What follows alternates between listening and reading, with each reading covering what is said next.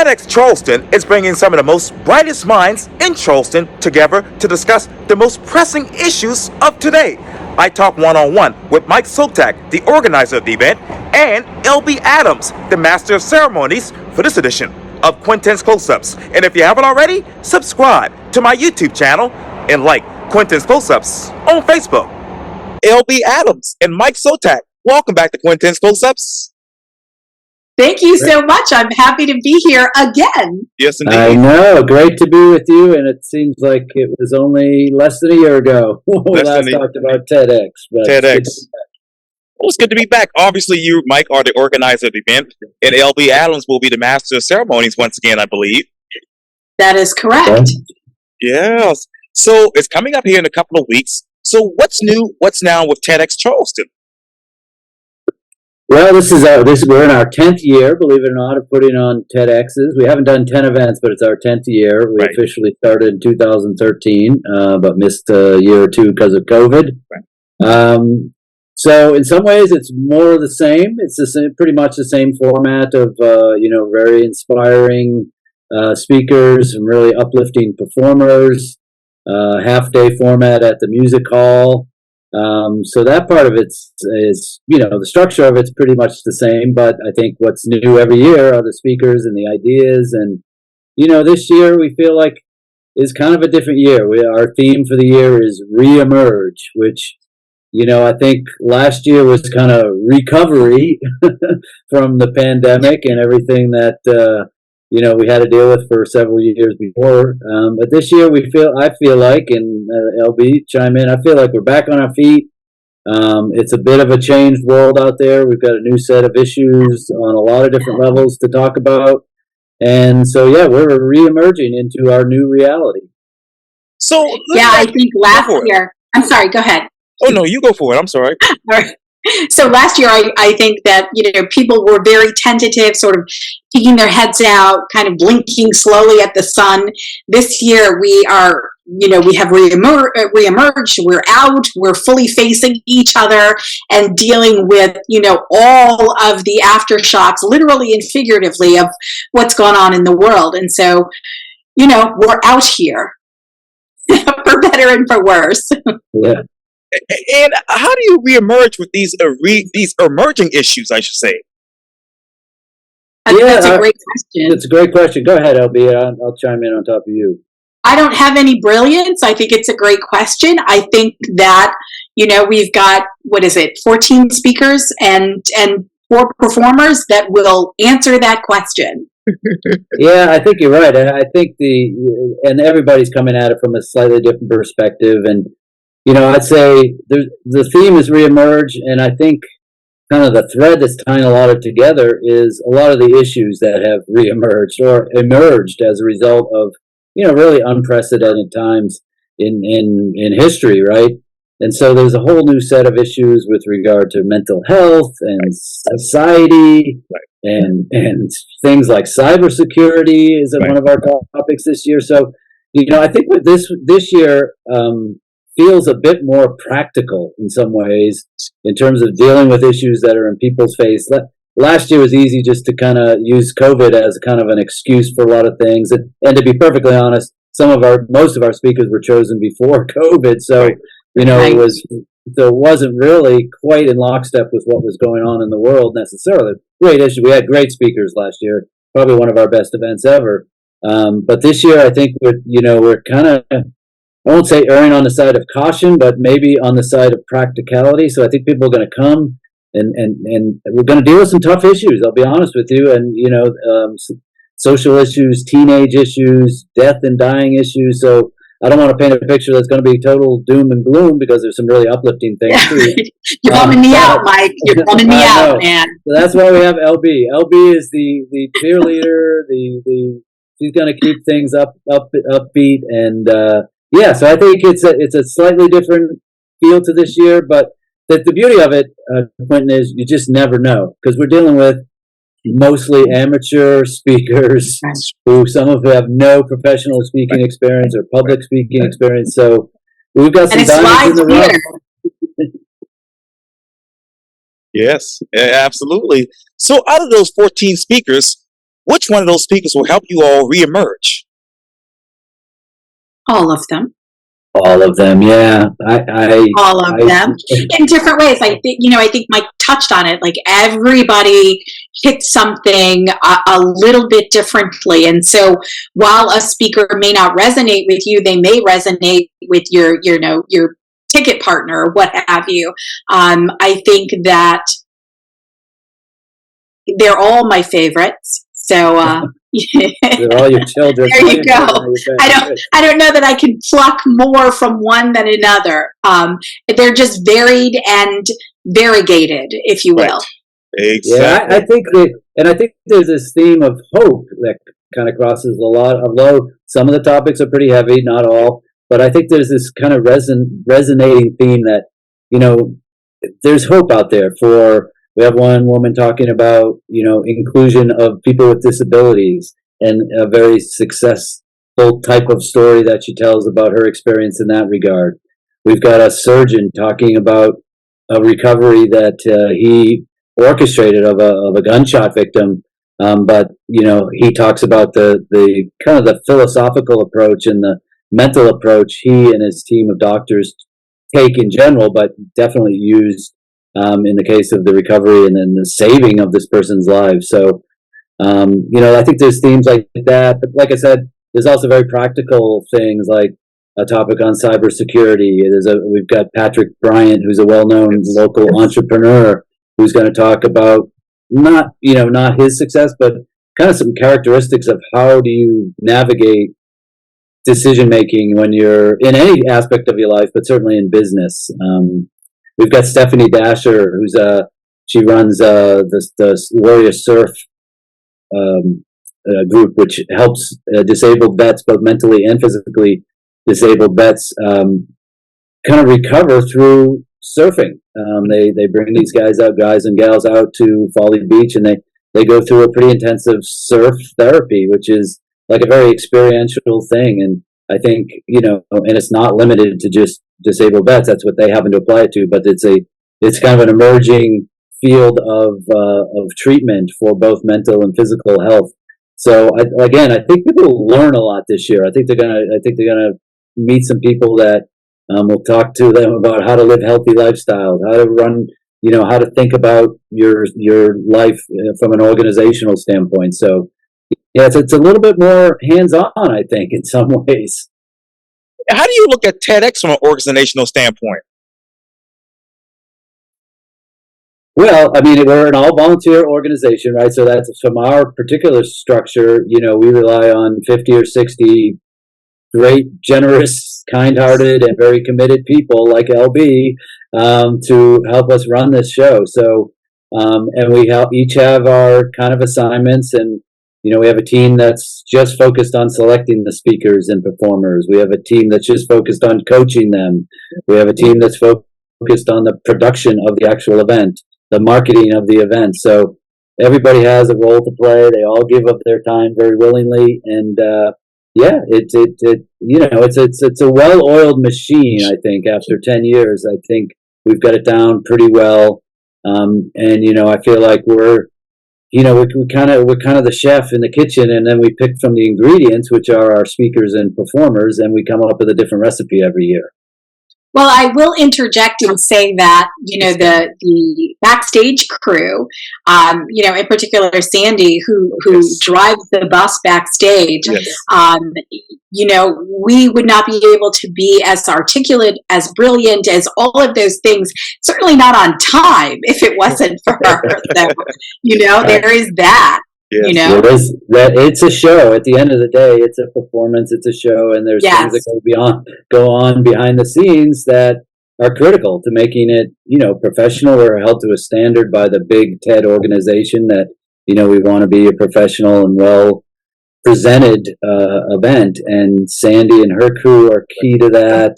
I think I can't say enough about our coaches. Sul Khan is our head of coaching, and it's a great team of 8 or 10 people that really give a lot of time to these speakers. And like I said, some of these people are, diamonds in the rough, and they're buffing them up to make them shiny stones on stage. And it's a lot of work. They've been working with them starting toward the end of last year, and really are in intense multi-week, meetings per week type of schedule. Wow. You said that TEDx is basically a performance in the show, but really, what does TEDx Charleston means to you? Well, I'm going to defer to LB on that because she's both a speaker and now a two-time You know what? MC. Yeah, I would say, I'm in a very unique position in that TEDx has been a huge part of my life in a variety of ways as a speaker, as a virtual host in 2020, right. As MC last year. And so, all of those different views have given me not only a larger love for the idea of it, but also an appreciation of the people like Mike who organize and spend so much time and care and desire to do good. What a gift it is to be around these people like Mike and Sandy and Sewell and all of the other speaker coaches and the volunteers that are backstage. They're just there because they're doing a good thing and they're having a good time. And man, oh man, what's not to love about that? So just big fat honking joy in my life. Yeah, and I feel the same way. And for me, and then you throw in the speakers and performers. So I would say, one of the things that I'm most proud of or feel good about is the community pride, right? You hear all about TED and you hear about Bill Gates and Elon Musk and all these Nobel Prize winners that are TED speakers. Sure. These are 14 speakers and 4 performers, all from our community. And they're outstanding, right? They all have important things to say. They all have inspiring acts and talks to give. And, it's a source of pride, I think, for the community that we've been able to do this over the years and continually produce very compelling content. Excellence, for sure. So when you look back 10 years ago to right now, what is the biggest difference about TEDx Charleston? The first one was only 100 people, so the TED gives you licenses based on your capacity, and the first year was a 100-person license, and we quickly outgrew that. So now it's 1,000-person. It's basically ours is 1,000 because that's the capacity of the music hall. Right. If we had a bigger venue, I'm sure we could fill it. We literally sold out tickets already. So I think it's just the continued growth. I mean, I feel like it has become a community. There's an online the format has changed a little bit too, right? It used to be like it would start in the morning and go into the afternoon with a big break in the middle. Yes. So we encapsulated it, so there's no escaping. Well, I think it makes it more accessible too. I think, as we talked about last year, working people have a hard time taking a full day off, or anybody, so we're not asking for as big of a time commitment. We're kind of scrunching it down and making it maybe a little more intense in terms of the time spent there. But I think that's good. I think people go in there, they absorb what they get, and then we kind of have this after party that people can decompress and talk about things. And so I think that the structure has changed a little bit, but I think it's for the better. Mm-hmm. You talk about growth. Obviously, that's a big topic here in Charleston, Nashville, Charlotte, Atlanta, wherever. How does TEDx Charleston keep up with growth, with smart growth? Yeah, that's a good question. I mean, the physical, we're pretty committed to the music hall. They've been really good to us, but it does present a physical limitation in terms of how many people can attend our event. I'm not sure I'd want to do it in a bigger venue because I like the intimacy. Even though it's 1,000 people, it feels pretty intimate in there.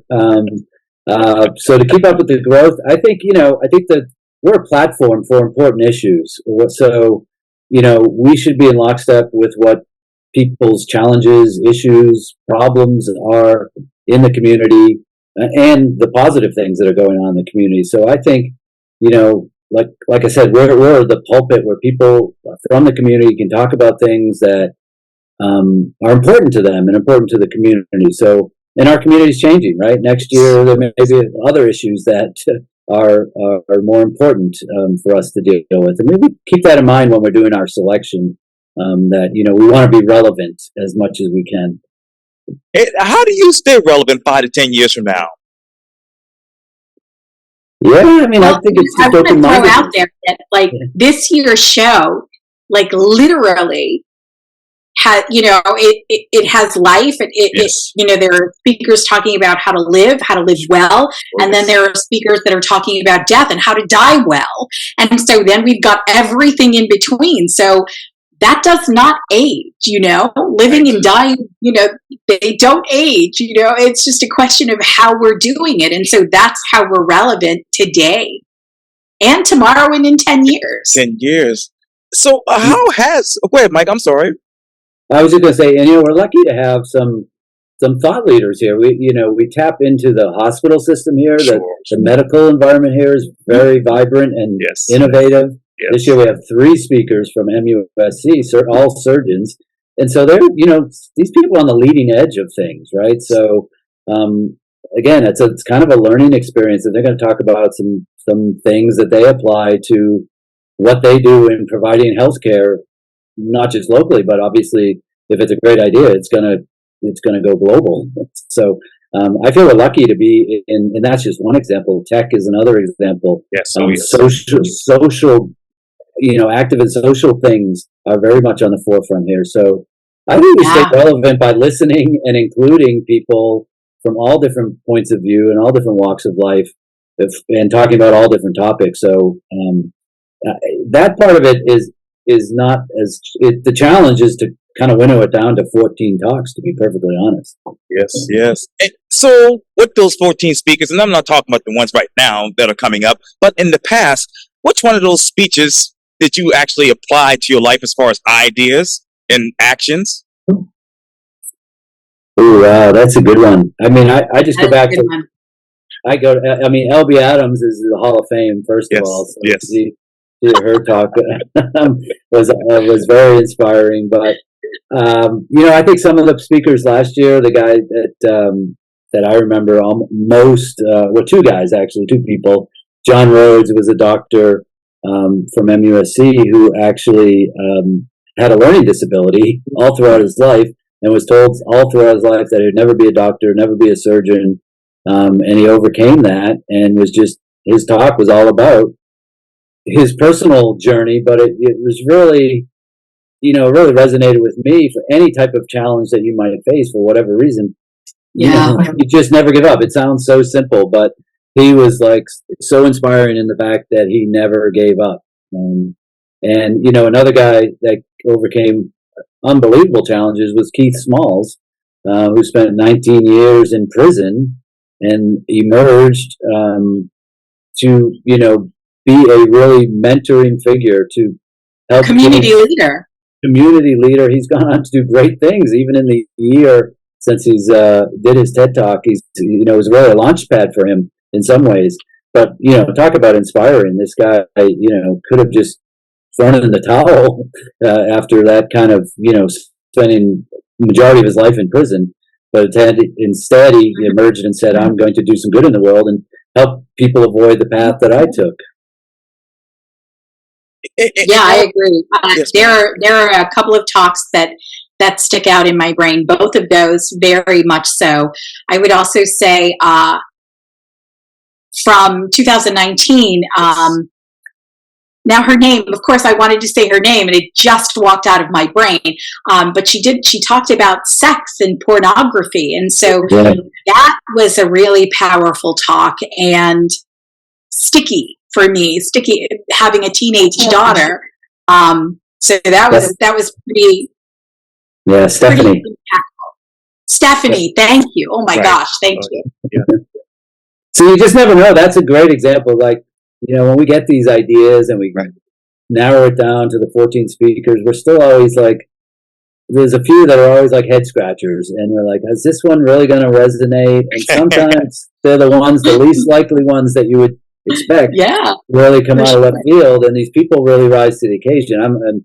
I'm continually amazed by these people who, like I said, not professional speakers, just everyday people in terms of their jobs or their experience on stage, and they get up there and they just blow us away. And, again, part of that is due to the coaching and the motivation that our team provides them. But I think TED is a kind of a different beast, and LB, you can talk to it. It's like, it's not just getting up on a stage and talking or in front of a group of colleagues at work. It's a TED Talk, right? That's kind of special. It's a very different animal, and I had to, again, from being an actor and a speaker and a performer to delivering a TED Talk was a very different thing. And yeah, I was able to call on a lot of skills that I had.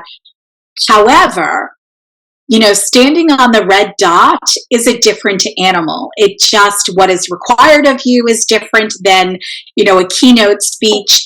The timing is very different, all of that. So the parameters are what make it extraordinary. So yeah, really cool, fun, interesting, and dangerous. What parameters do you all want to use in the future for TEDx? Well, I mean, the structure of the talks are pretty well defined. They're meant to be around 10 minutes long. There is a certain, I won't say formula, but there's a certain flow to a good TED Talk. So I think you'll see that type of flow with a lot of our speakers. It really comes down to what they're saying, right? And how they're presenting it. Body language and things like that is so important in a short talk where you really got to capture the audience's attention, hold on to it for 10 minutes, and leave them really thinking about it. And LB, obviously you all are actually sold out for this particular year. But tell us who, what, when, where, and how quickly. I'm going to leave that to Mike. Go ahead. Hit the details. Yeah, before I do that, I think we've been talking about all these inspiring speakers, but I would be remiss in not mentioning, first of all, Zandrina Dunning, who chose all of our performers. Yes. And she really picked I feel like a eclectic, diverse bunch. Two individual performers, a singer named Mahogany Amager who's down from St. Helena, actually. So she's going to bring some real local cultural performance to the stage. We've got a poet named Christian Morant. And we've got Grace McNally and her group, which are fantastic performers. Yes. And then we've got the Watato Dancers from the Meeting Street Academy, which is a high school. I'm so excited about them. Yeah, and they're without tipping too much, they're our grand finale. So you're going to have to wait around till the end to see them. But so just to give you the who, what, when, and where. So we're March 29th, Charleston Music Hall.